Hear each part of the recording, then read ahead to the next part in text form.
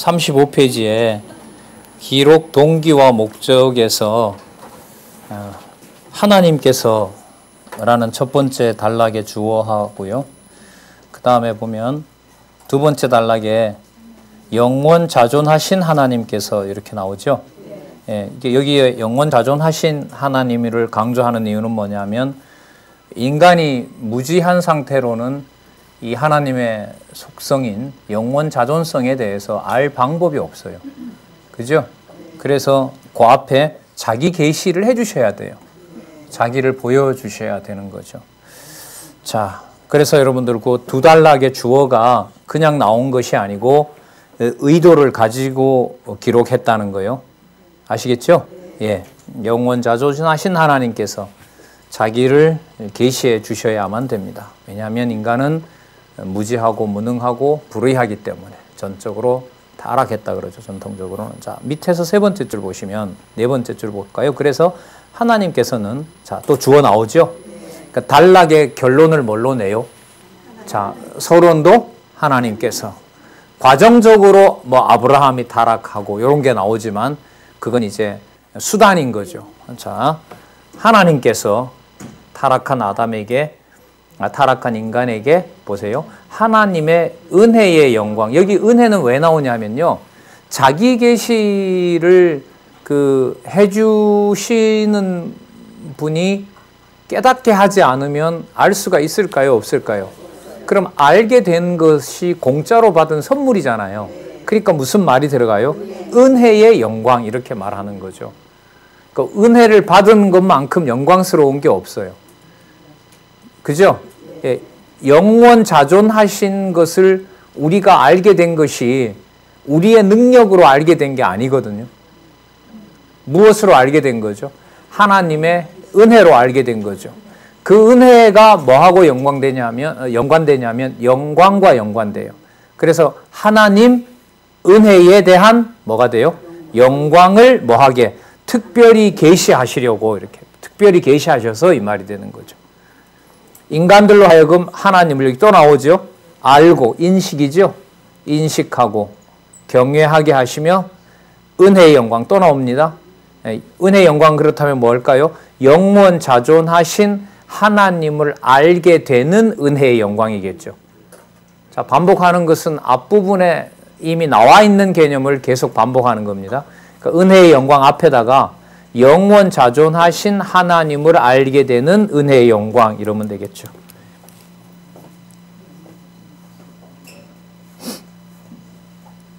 영원 자존하신 여호와 하나님을 알게 되는 은혜의 영광을 영원 무궁토록 뭐하게? 찬양하게. 그러면 아까 이 네 줄에 나타난 거 한번 볼게요. 하나님의 은혜의 영광 계시. 자, 그러면 자기 계시라는 개념이 더 풍부해졌죠. 예. 무엇으로 풍부해졌죠? 계시를 누구에게 해요? 당신의 백성에게 하죠. 그러면 은혜라는 개념은 하나님이 주시는 개념인데 당사자로 오면 누구 쪽으로 와요? 그렇죠. 택한 백성에게 오죠. 그게 우리에게 주어진 것이 바로 뭐냐면 하나님의 은혜의 영광이 계시된 거예요. 아셨어요? 하나님의 은혜의 영광. 그럼 그 영광의 출처는 어디냐 하면 영원 자존하신 분인 거죠. 그죠? 그러면 여러분 지금 오늘 이 얘기만 들어도 성경 강론집에서 두 번째 단락에 이는 하나님께서 언제? 창세전에. 그죠? 예. 언약하신 말씀의 바탕을 두고 있다. 이렇게 나오잖아요. 그 개념이 여러분들 요 두 번째 단락에서 다 나오는 거예요, 이게. 자, 그러면 은혜의 영광을 특별히 계시하셔서 그 다음에 알게 하고 경외하게 하고 그 다음에 찬양하게 하고 그러니까 이렇게 되겠죠. 하나님께서 어떤 하나님이시냐 하면 영원 자존성을 가지고 계신 여호와께서 여호와 하나님이시죠. 여호와라는 개념 아직은 안 나왔는데요. 하나님께서 뭐 해 주시죠? 자기를 계시해 주시죠. 그죠? 예, 자기 계시를 해주는 이 내용이 뭐냐면 은혜의 영광을 보여주시는 거죠. 보여줌이 됩니다. 자, 그러면 자기 계시를 해주시게 되면 여기에 뭐가 생기냐면 하나님을 인식할 수 있게 되죠. 맞죠? 자, 인식할 수 있게 되고 그 다음에 인식하게 하신 다음에 뭐 하게 합니까? 예, 경외하게 합니다. 그죠? 예, 경외하게 하고 그 다음에 뭐 하게 합니까? 찬양하게 하는 거죠.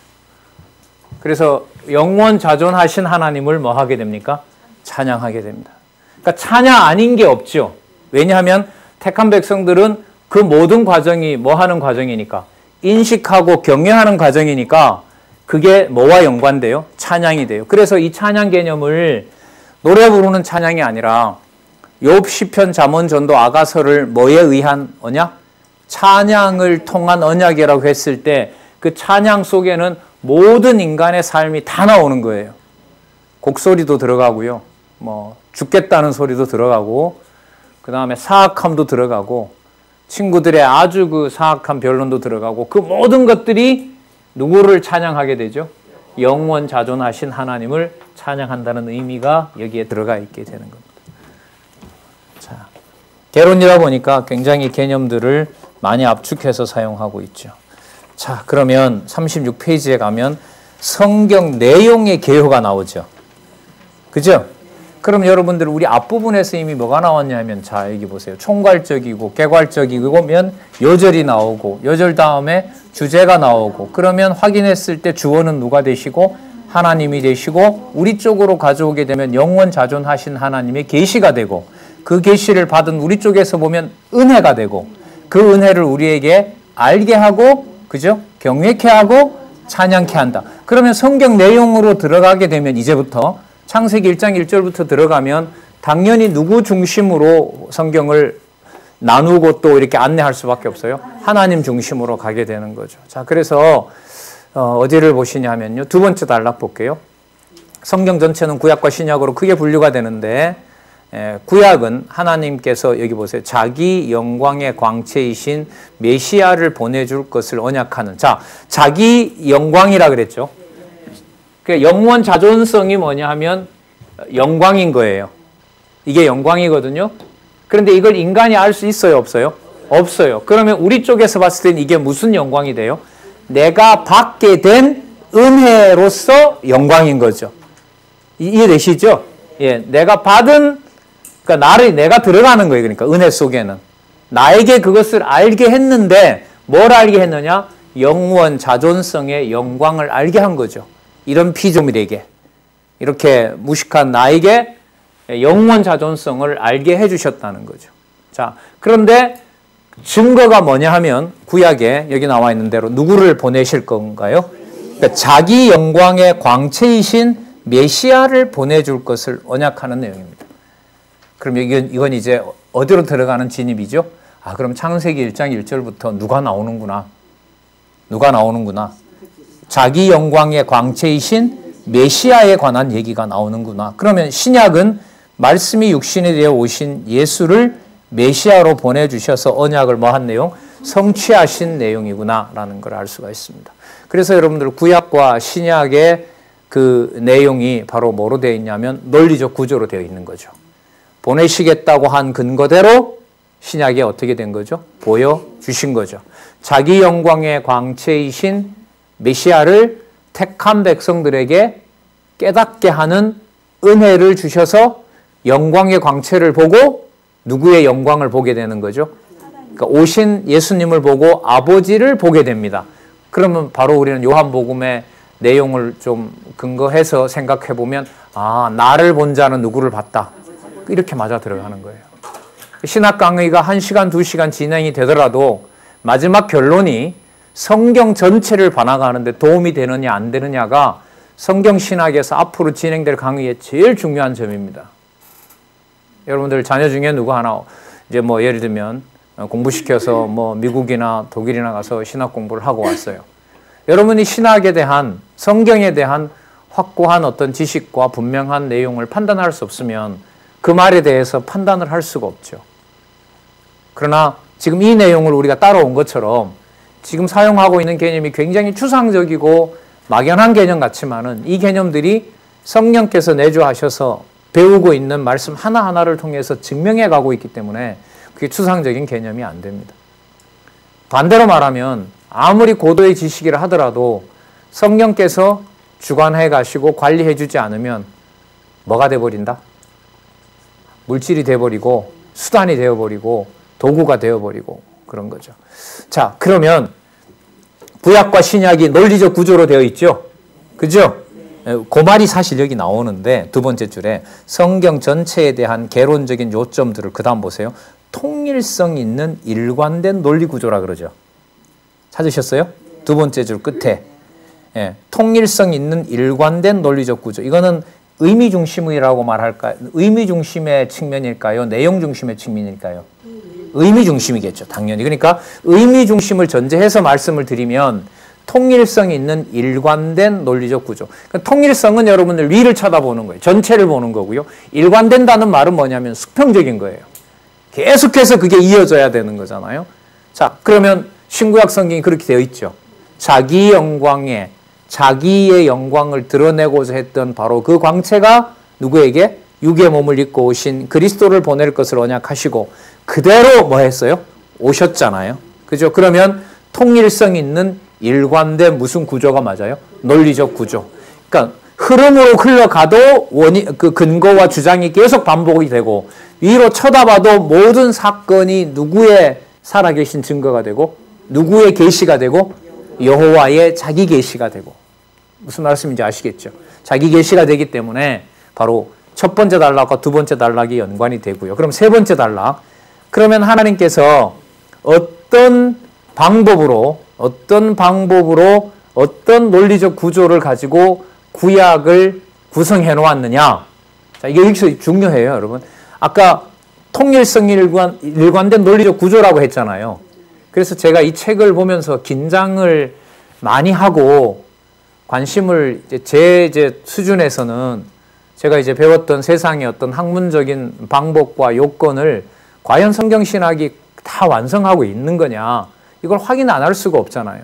그럼 지금 이 같은 경우에도 첫 번째 단락에 통일성 있는 일관된 논리적 구조라고 하면 이 내용들이 구약 성경 전체에 나와야 돼요? 안 나와야 돼요? 신약에는 그걸 지금 설명을 해드린다는 거죠. 이 책은 그렇게 의도를 가지고 썼다는 거예요. 제가 볼 때는. 자, 그러면 여러분 창세기부터 에스더서까지 우리가 보통 역사서라 그러죠. 그죠? 우리가 섭리를 통한 언약 이렇게 하죠. 지금 여기는 뭐라고 나와 있냐면 하나님의 역사 섭리. 맞죠? 그 다음 언약 자손들의 무슨 내용?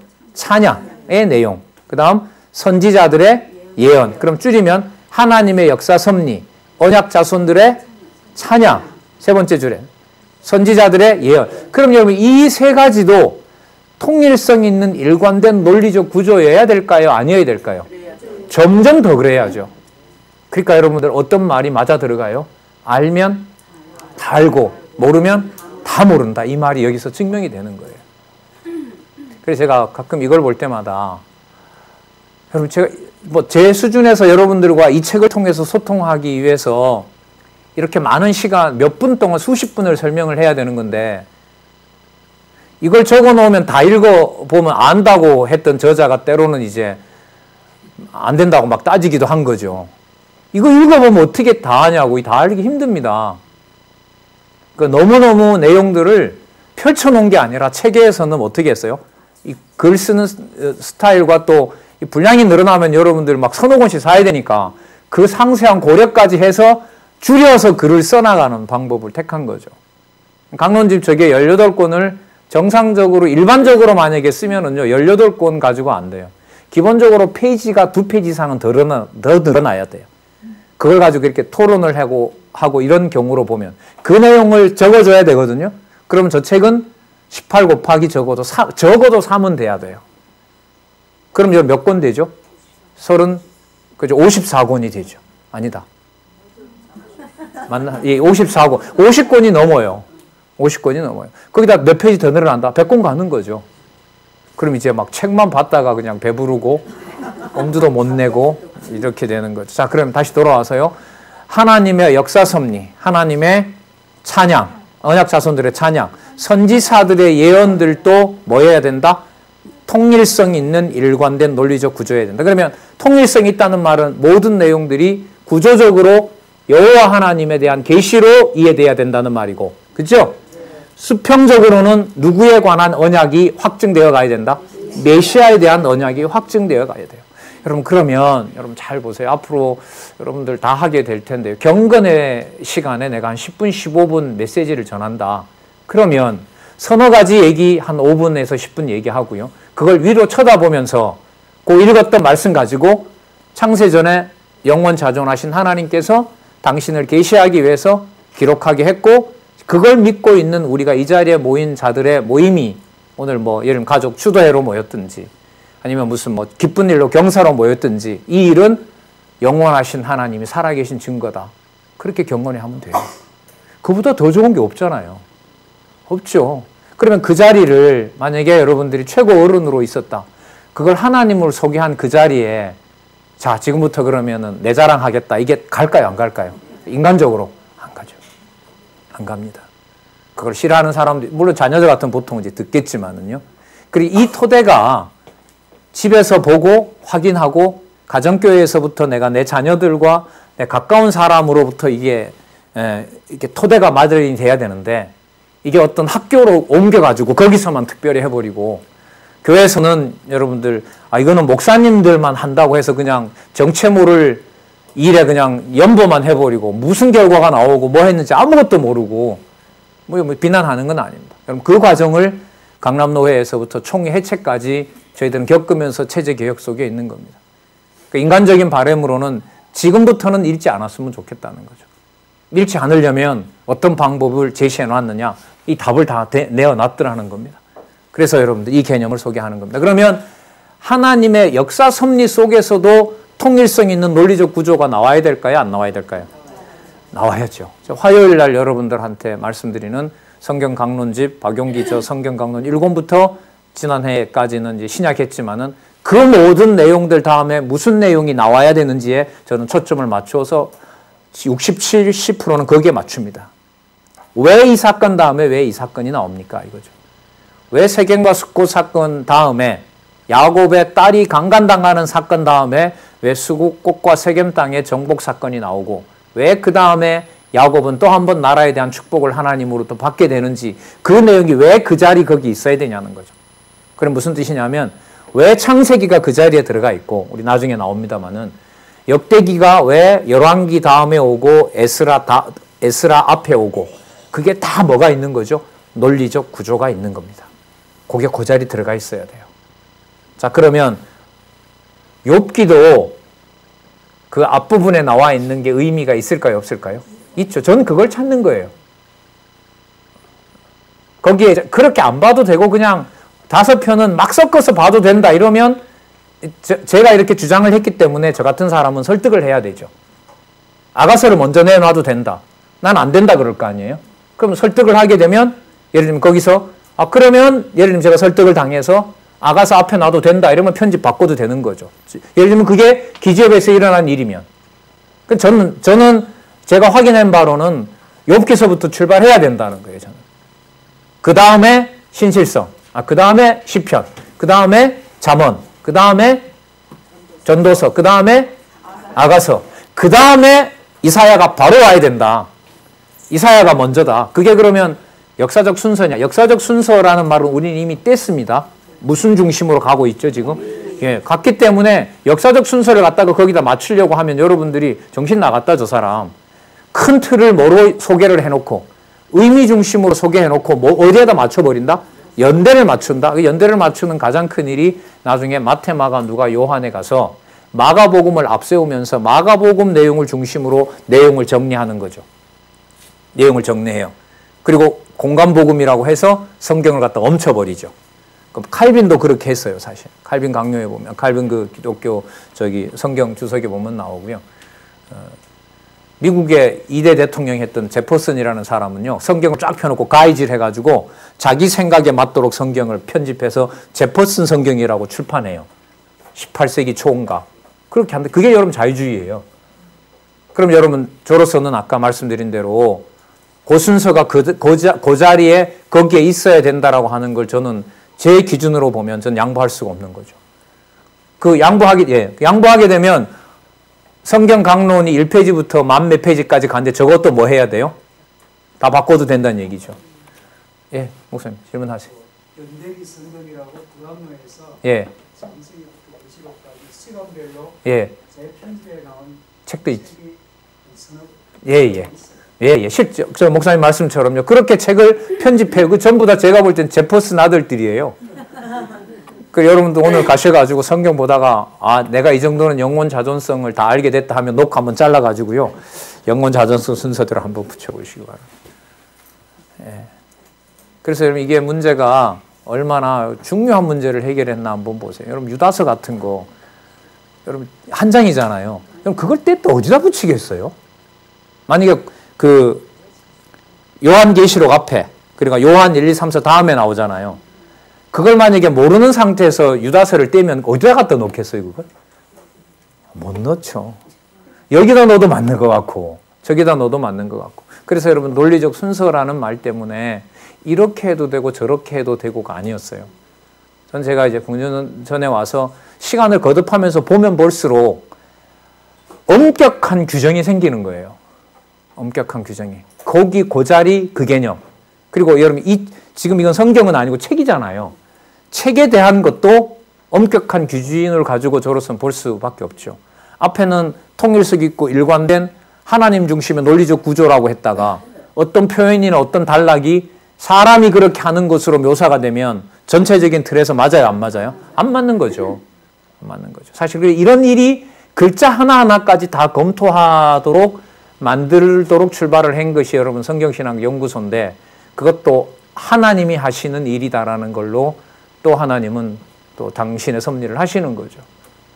그래서 지금은 제가 볼 때 특정 어느 사람이 있는 성경신학 연구소나 학술원이 아니라 전부 다 누구나 다 그런 발행과 욕심을 우리 나이와 상관없어요. 이건 내가 실제로 쓰는 작업을 하건 안 하건 상관없습니다. 무슨 성령이 거기에 매이시겠습니까? 한 번은 듣고 한 번은 모아놓으시면 어느 부분에 대한 부분을 보더라도 여기 있는 통일성 있고 일관된 무슨 구조? 논리적 구조. 이게 생명입니다. 논리적 구조. 꼭 그래서 우리 안내하잖아요. 그대로 하시라고. 맞죠? 신입반 여러분 집에서 남들한테 복음 전할 때 그대로 안내하시려고 하잖아요. 너무너무 중요한 거죠. 자, 그러면 두 번째 단락이 그렇게 됐다면 네 번째 단락에는 신약 내용 소개하죠. 복음서에는 마태복음에서부터 요한복음까지 메시아로 오신 누구의 증거사요? 예수의 증거사요. 그 다음에 사도들의 행적 및 서신서에는 밑에서 세 번째 줄, 네 번째 줄 성령의 찾으셨어요? 두 번째 줄에 예수의 증거사요. 밑에 줄에 성령의 증거사요. 그럼 여러분 이것도 뭐예요? 신약도 논리적 구조로 되어 있죠. 예수님께서 이러이러한 것들을 해놓으셨으므로 거기에 근거하여 성령께서 증거사역을 하신다. 이런 구조가 만들어져야죠. 그래서 여러분 강론집 가보시면 그 성도님들 다 확인하실 수 있잖아요. 그 신약에 가면 앞부분에 나타난 복음서 근거 그리고 서신서도 신약에 속하기 때문에 무슨 근거가 있을까요? 구약 근거. 점점 넓어지는 거죠. 뿐만 아니라 구약도 창세전에 근거하기 때문에 무슨 근거? 창세전 근거. 그렇게 딱 돼 있는 거예요. 그래서 여러분들 여기에서 3페이지에서부터 제가 볼 때 34페이지에서부터 100페이지까지 아니죠. 사실 이 책 1페이지에서부터 100페이지까지 내용에는 무슨 방법, 성경 강론을 집필하는 방법과 또 뭐가 이미 들어있다? 결론이 여기서 보이고 있다. 자, 그걸 여러분들에게 확인을 해드리는 겁니다. 자, 그러면 그 다음 단락에 보면요. 자, 그렇다면 성경 전체가 창세기에서부터 요한계시록까지 통일성 있는 일관된 무슨 구조? 논리적 구조를 갖는다고 하면 그 구조를 통해서 일관된다는 말은 수평적으로 보면 예수 올 메시아, 오신 메시아에 대한 확증이 언약과 섭리로 드러나는 거고 맞죠? 수직적으로 보면 모두가 누구의 계시가 되고 여호와의 계시가 되므로 마지막 단락 볼게요. 창세기부터 계시록까지의 신구약 성경 내용은 서로 상호 근거라 그랬죠? 그죠? 수평적인 논리와 무슨 논리가? 수직적인 논리가 함께하는 신구약의 내용이 아니라 무슨 중심? 의미 분석 중심. 서로 상호 근거가 되는. 자, 제가 여러분 여기서 많이 더하는 것은 이제까지 나타난 개념들을 여기다 갖다 다 붙이는 거예요. 자, 우리 지난 시간에 배운 개념을 한번 볼까요? 진리 체계. 진리는 체계다.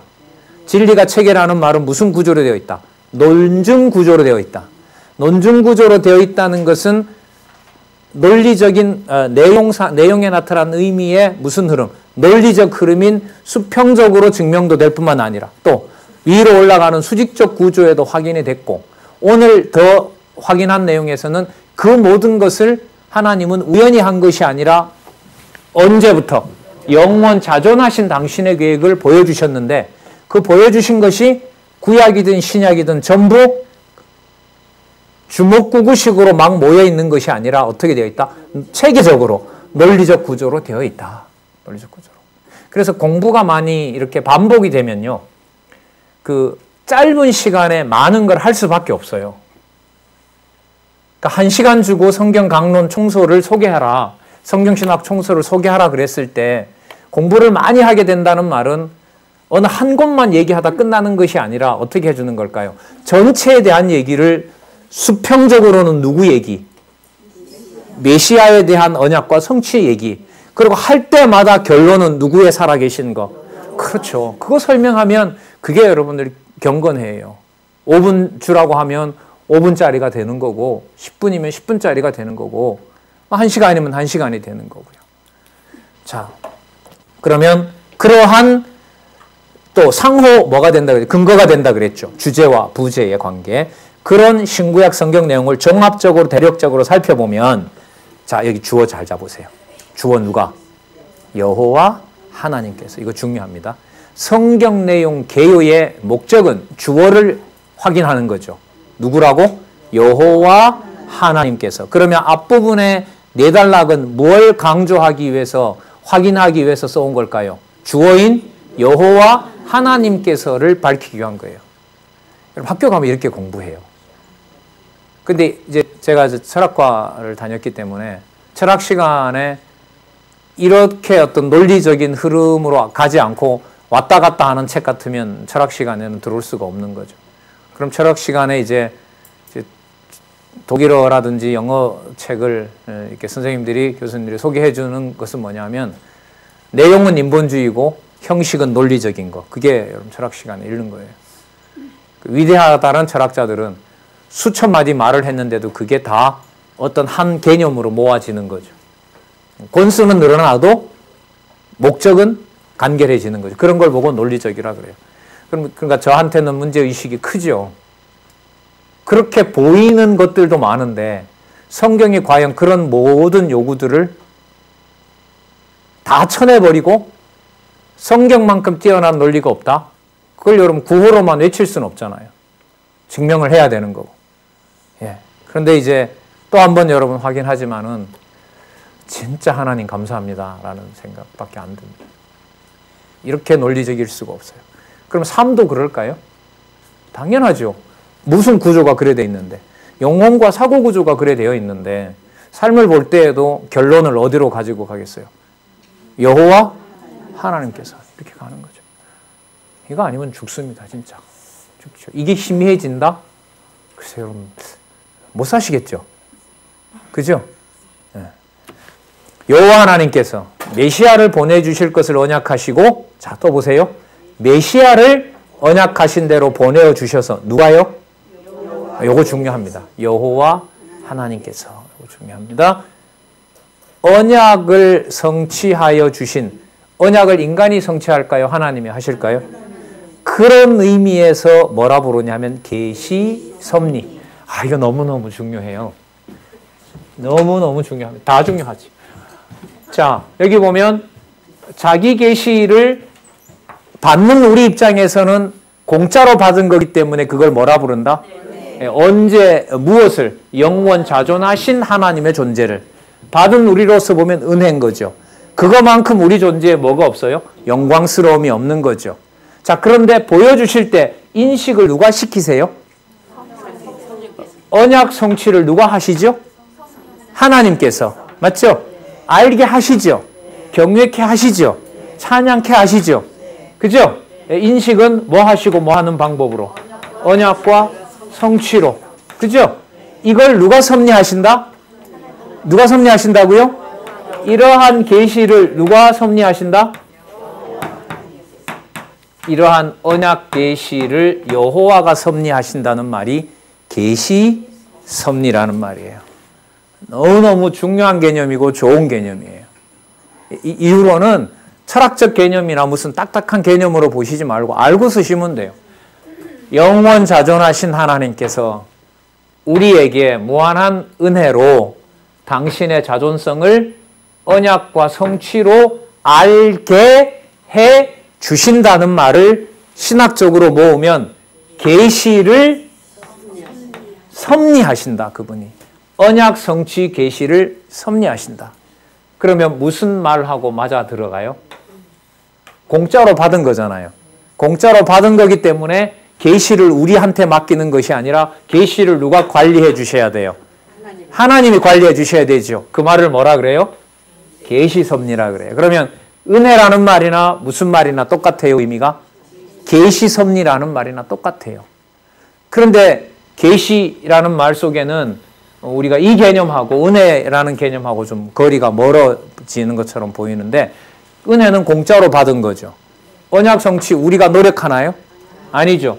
당신이 보여주지 않으면 애초부터 할 수 없는 거고, 그러니까 영원 자존하신 것을 안 보여주면 몰라요. 그러니까 계시해 준 것도 뭐가 맞아요? 은혜가 맞죠. 근데 관리도 누가 해주세요? 여호와 하나님께서 해주세요.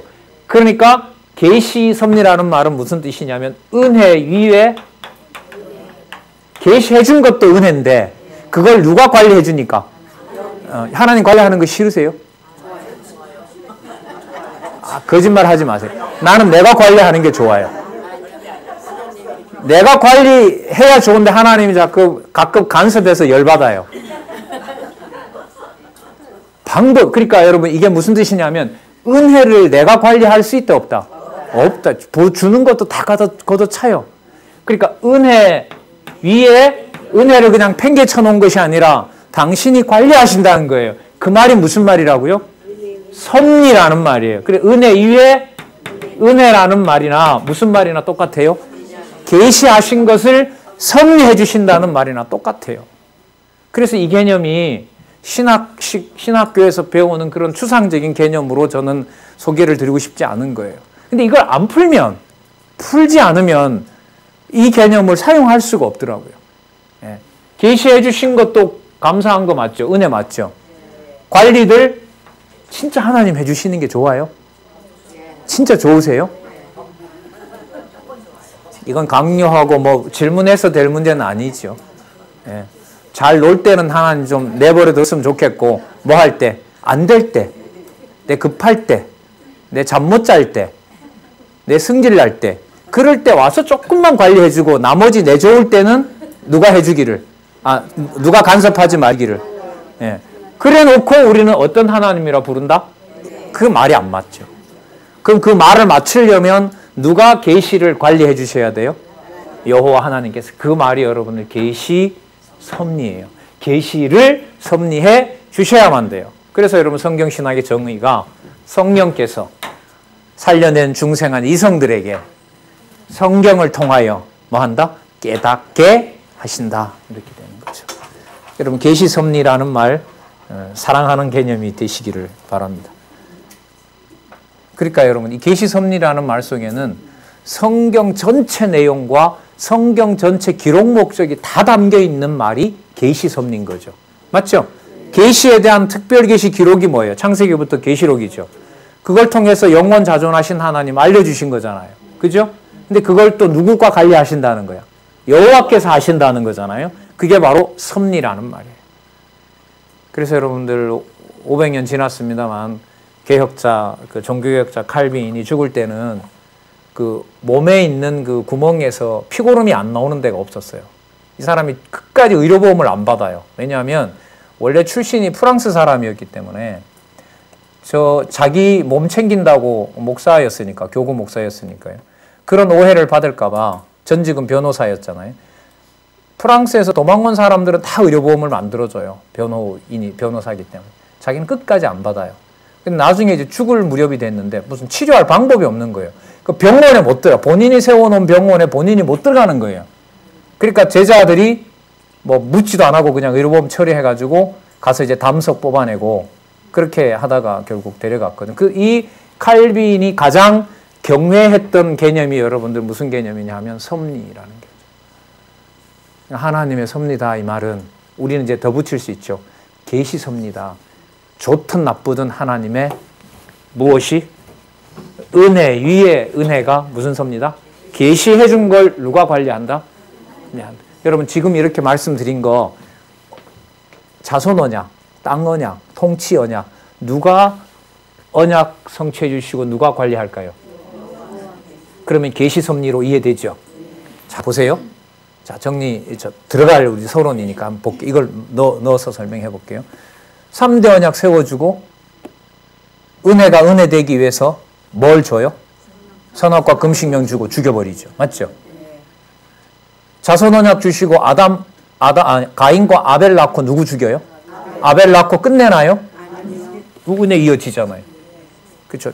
그러니까 요 위에라는 말이 뭐냐 하면, 하나님의 모든 능력을 위에 둔다라고 보면 돼요. 인간이 할 수 없다는 건 전부 밑에다 놔버리는 거죠. 그러니까 은혜 위에 은혜라는 말을. 자, 그 다음에 여러분 그 자손 언약 성취 섭리 요셉이 나라 잘 만들어서 그렇게 한 건가요? 아니죠. 요셉 스스로도 그렇게 말하지 않습니다. 애굽 땅에서 그게 번성할 일이에요. 불가능하거든요. 그래서 400년 동안 엄청 번성하게 했고 가나안 땅은 마음대로 들어가요? 못 들어가요? 들어가긴 가지만 자기 마음대로 못 들어가요. 누가 관리 안 하면?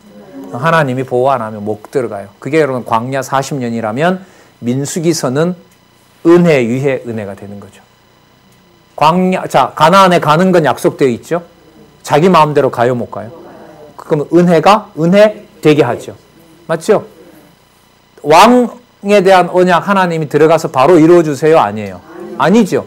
어떻게 하세요? 400년, 300년 이상 누굴 안 줘요? 왕을 안 줘요. 그러니까 준다고 한 것도 은혜인데 그게 은혜가 되도록 하는 걸 누가 하세요? 하나님이 하시죠. 그걸 뭐라 부른다고요? 이걸 섭리라 그래요. 이걸 섭리라 그래요. 그럼 언약 성취 섭리사가 맞는 거죠. 그냥 우리는 언약 성취 섭리사라 하더라 이렇게 말씀하시면 오늘 4시간이 다 날아가요. 한순간 날아가니까 똑똑하게 한번 적어볼게요. 언약을 하신 여호와께서 성취하시는데 우리 보고 그렇게 하라는 것이 아니라 누가? 세우신 여호와께서 뭐 하신다? 섭리하신다. 자, 사는 역사의 준말이에요. 언약 성취 섭리사. 창세기 1장 1절부터 계시록 마지막 장 마지막 절까지. 자, 그러면 여기 계시 섭리라는 말 그 다음에 나오죠. 이와 같은 무엇을 통하여? 그 36페이지 하나, 둘, 셋, 넷, 5번째 단락 위에서 4번째 줄 이와 같은 계시 섭리를 통하여. 자, 그러면 계시 섭리를 통하여 한다는 말은 하나님께서 언약해 주신 대로 하나님이 다 하는 걸 통하여. 맞아요? 예. 계시 섭리를 통하여라는 말은 신앙의 최고 선배나 가족의 가장 큰 어른이 가장 영광스럽게 쓸 수 있는 인생 말년에 최고의 지혜가 담겨 있는 개념입니다. 이제까지 하나님의 계시 섭리를 통해서 하나님께서 당연하죠. 통하여. 그러면 여러분 누구 주어가 나와야 돼요? 계시 섭리라는 말을 했으니 그 다음에 주어 나오네요. 그래서 하나님께서는 인간에게 자기의 속성과 사역 등을 나타내셔서 전능자이신 하나님이 언약대로 이루시는 누구이심을 여러분 여기 중요한 구문이 나와요. 하나님이 여호와이심을 우리 보고 알라고 할까요? 아니면 하나님께서 여호와임을 알려주실까요? 문장 그렇게 돼 있죠. 자, 주어 동그라미 해보세요. 하나님께서는 누구이심을 알게 하신다? 여호와이심을 알게 하신다. 예. 그 여호와 하나님이라는 말은 아니 하나님 여호와라는 말은 무슨 뜻이냐면요. 하나님께서 여호와이심을 알려주신다 이거예요. 언약과 성취를 통해서.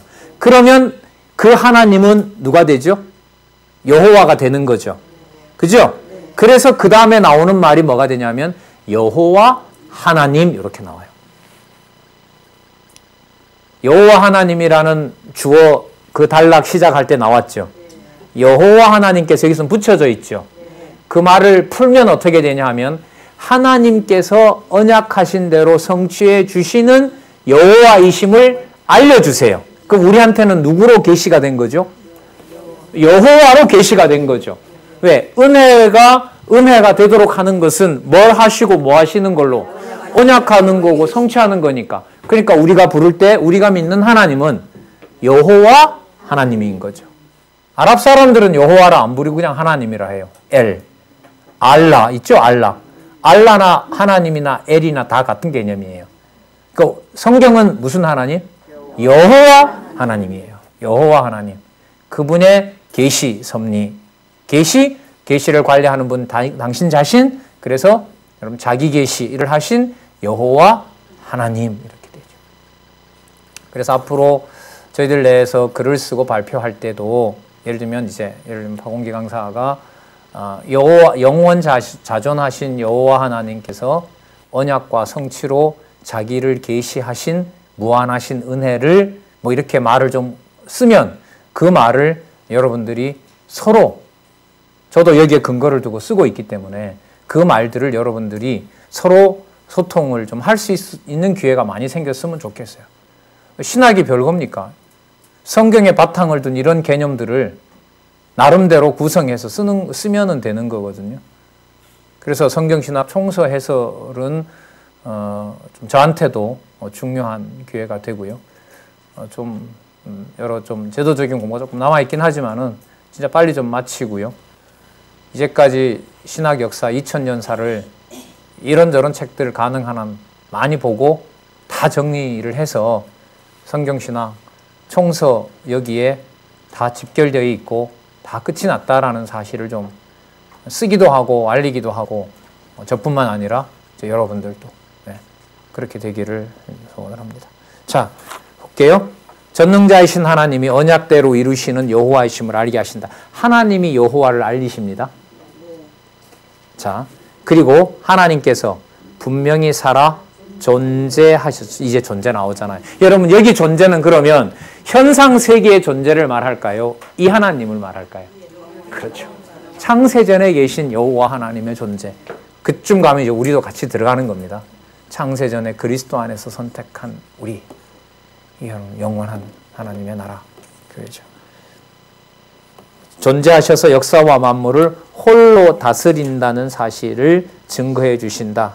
사실을 확실하게 증거해 주신다. 여러분 여기다가 창세기 1장 26절이라고 메모하시기 바랍니다. 하나님께서 천지 만물 다 지으셨죠. 창세기 1장 26절요. 그 홀로 다스린다에다가요. 다스린다 밑에다가 적으시기 바랍니다. 다 아담과 하와를 지으면서 창세기 1장 26절에 뭐라 하죠? 우리가 우리의 모양을 따라 사람을 짓고 그들로 하여금 모든 만물들을 뭐 하게 하자? 다스리게 하자 하시고, 여러분 다스린다는 말을 왜 하냐면, 다스린다는 말을 왜 중요하게 생각하냐면 언약 성취의 내용이 자손 땅 통치죠. 자손과 땅 통치를 누가 이루시죠? 여호와께서 섭리하시죠. 결국은 무슨 개념과 연관이 돼요? 계시 섭리라는 말이, 자 여기다 적고, 계시 섭리라는 말이 언약하고 성취한다는 말은 나라를 언약하신 대로 이루어 주시는 걸 보여주시는 거잖아요. 그죠? 그걸 누가 하세요? 여호와께서 하시죠. 그럼 여호와께서 뭐 하신다는 말이 돼요? 이게 다스림이에요. 그래서 섭리라는 말을 우리말로 좀 풀면 뭐가 되냐면 다스린다 이 말이에요. 무슨 개념하고 연관돼요? 통치하고 연관되고 3대 언약과 관련된 국가와 연관이 되고요. 머리 대신 그리스도의 나라와 연관이 되고요. 하나님 나라와 연관이 되는 개념이 여기 보면 뭐다? 다스린다. 그럼 다스린다라는 말을 하고 그 단락에 있는 낱말하고 비슷한 낱말을 찾아보면 별 공부 다 한다 여러분. 진짜. 다스린다는 가장 가까운 낱말이 그 단락에 무슨 낱말일까요? 섭리. 계시 섭리의 섭리라는 말이나 다스린다는 말이나. 그러니까 섭리를 얘기를 하면서 사람이 거기에 들어간다 이러면 말이 절대로 될 수가 없는 거죠. 자, 그 다음에 37페이지로 가시면, 자, 구체적인 서론으로 가면 이제는 뭐냐 하면 성경 본문 내용으로 들어가겠다는 거거든요. 그럼 성경 본문 내용으로 들어가게 되면 무슨 내용들이 확인이 돼야 돼요? 계시 섭리임이 확인돼야죠. 맞죠? 네, 자, 그러면 그런 방향으로 가는지 가지 않는지 한번 보자고요. 37페이지로 가시면, 자, 두 번째 줄에 신구약 성경 66권 전체의 총체적인 서론에 대한 지식을 자, 근본 기초로 삼아서, 자, 여러분, 이제까지 말했던 낱말이 근본 기초 속에 다 담겨 있어요. 그럼 10페이지서부터 얘기했죠? 성경은 하나님 여호와의 영원 자존하신 하나님의 당신이 특별히 계시해 주신 것이고, 계시의 내용이 언약하고 성취하는 거고, 언약과 성취를 누가 하시고? 하나님께서 하시고, 그것이 순서대로 역사서와 시가서와 예언서로, 그 다음에 복음서와 서신서로 그렇게 구조화되어 있다라고 설명을 했기 때문에, 자, 거기에 근거를 두고 그 다음 문장 보세요. 세 번째 줄, 성경 각 부분의 서론적인 내용에 대한 구체적인 연구에 대한 필요한 여러 가지 내용들을 좀 더 자세히 알아보자. 자, 구약의 서론 통상, 여러분 첫 번째 여러분은 단락은 뭐냐면 전통 개혁파 신약에서 나누는 분류입니다. 모세오경, 역사서, 시가서, 대선지서, 소선지서. 요즘 그 사람들은 이런 것도 모르는 사람들 많아요. 왜냐하면 성경을 너무 안 가르치기 때문에 구약의 최소한의 분류도 어떻게 되어 있는지 신학 시간에 가끔씩 얘기하잖아요. 한데 사람들이 뭐 어리둥절해요. 그러니까 뭐에 대한 관심이 없다는 말이에요. 그러니까 이게 맨날 해야 될 소리인데, 이게 이렇게 서론을 시작해야 되는데 이마저도 희미해지는 상황에 우리는 거기에 정답까지 알아버렸으니까 너무 큰 역사가 일어난 거죠. 자, 그 다음에 두 번째 단락 보세요. 구약은, 자, 주어 잡으세요. 누가? 하나님께서. 자, 자기가 자신이, 이게 좀 더 나아요. 자신이 언약을 이루시는, 성취하시는 여호와이심을 계시해 주는 내용이다. 자, 구약은 여호와 하나님의 여호와 계시다. 이렇게 보시면 되죠. 자, 그 다음에 하나님께서 나오죠. 자, 하나님께서, 자, 창세기 1장 28절 3대 언약 언약해 주셨다. 그 다음에, 자, 그 다음 볼게요. 언약의 방법은, 자, 네 번째 줄 끝에 그 언약의 방법은 이스라엘 열족의 언약을 세우시고 언약대로 이루어주시는 역사 섭리. 그 밑에 줄에 보면 언약 자손들의 찬양. 맞죠? 그 다음 보세요. 그 언약을 끝까지 뭐 하지 않고 변치 않고 이루어 주신다는 선지자들의 예언. 자, 이게 여러분들 그 언약을 변치 않고 이루어 주신다는 선지자들의 예언. 여러분 이것도요, 선지서 다 알지 못하면 이 내용 못 써요. 왜냐하면 선지서는요, 모든 내용들이 앞부분 읽어보면 다 패는 내용밖에 안 나와요. 이사야의 전반부만 알게 되면 그 언약을 끝까지 변치 않는다는 말을 할 수가 있을까요, 없을까요? 없죠. 다 때리는 것밖에 안 나오는데. 자, 보세요. 이사야 앞부분에 때리는 거 먼저 나오잖아. 예레미야 뽑는 거 나오죠. 맞죠? 에스겔 흩는 거 나오죠. 에스겔, 다니엘 멸하는 거 나오죠. 소선지서 북왕조, 남왕조, 전제사 이제 전부 다 패망시키는 거. 그러면 여러분, 그 언약을 끝까지 변치 않고 이루어 주신다라는 말은 내용을 모르면 이 말을 따라 할 수 있어요, 없어요? 그래서 이게 어렵다는 거예요. 근데 여기다가 뭔가 덧붙이게 되면 서론이 이만큼 되잖아요. 그러니까 이런 내용들은 저자가 적어놓고 저자가 강의를 하고 확인을 해주고 그런 것 같지 않습니다라든지 그렇습니다라고 여기서 독자들이 호응을 해주고 그러면서 서로 확인을 해가야 되는데 그런 과정이 이제까지 없었어요. 예. 그래서 이런 개념들이 어려운 거예요. 저는 이 책을 볼 때 어려웠던 게 이런 거였어요. 내 머릿속에는 제가 모르는 거죠. 이사야서 66장까지가 안 들어오니까 학교에서 배웠던 선지서는 선지자들이 잘못하는 정부와 국가에 대해서 질타하는 내용밖에 안 나온다는 사전 지식밖에 없으니까 여기에 보니까 박영기 목사님이라는 분은 그 언약을 끝까지 변치 않는다? 그게 어디 나오냐는 거죠. 그 결국 이 말은 뭘 모르니까. 그렇죠. 성경을 논리적 흐름을 모르니까. 그래서 이런 말들은 나온다라고 하는 것이 아니라 요 짧은 한 구절 속이지만 전체 주제와 연관이 되죠. 왜냐하면 뒤에 이제 때리는 것이 아니라 어디로 넘어가면 싸매심에 초점. 따라서 언약을 끝까지 변치 않고 이룬다는 말은 때리는 게 아니라 싸매심에 맞춘 내용이고요. 그죠?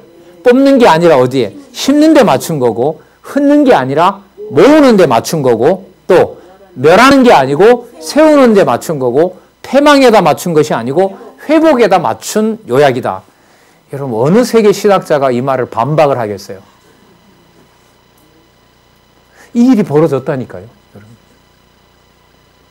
여러분, 이 저자한테 이걸 물으면 다 설명한단 말이에요. 저자는 다. 자, 그러면 구약 서론 확실하게 됐네요. 창세기에서부터 요한계시록까지, 아니 말라기까지 언약하신 대로 반드시 뭐 한다? 여기 있는 대로 끝까지 변하지 않고 이루어 주신다. 그러므로 누가 오실 약속이 완벽하게, 그렇죠, 이렇게 되는 거죠. 그럼 오늘 지금 말씀드린 내용이 앞부분하고 잘라서 특별히 얘기한 건가요? 아니면 10시부터 한 것이 계속 연결되어 오나요? 그렇죠. 거기서 우리는 바로 만약에 관심 있으면 내가 보는 강론집으로 빡 들어가면 탁 드러나게 되죠.